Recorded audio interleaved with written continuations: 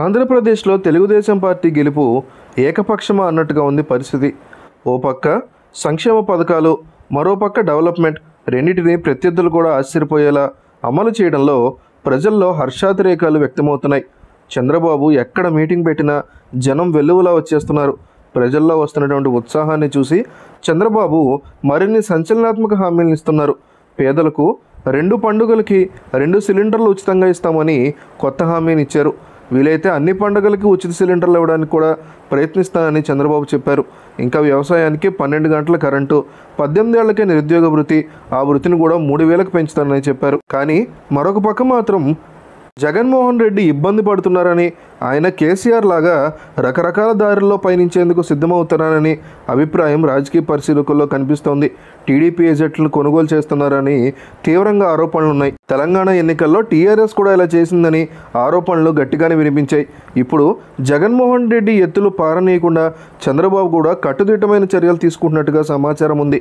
ముఖ్యంగా టీడీపీ ఏజెంట్లు ఎవరుంటారనే అంశాన్ని చివరిదాకా తెలియకుండా చూడాలని భావిస్తున్నారట.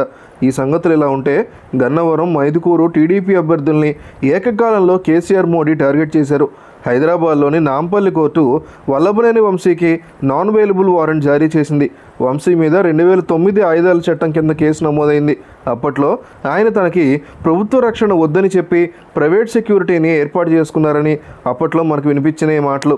ఈ పరిస్థితుల్లో వంశీ దగ్గర అక్రమ ఆయుధాలు దొరికాయని అప్పట్లో పోలీస్ కేసు పెట్టారు. ఆ కేసు విచారణకు రావాలని వంశీకి పోలీసులు నోటీస్ ఇచ్చారు.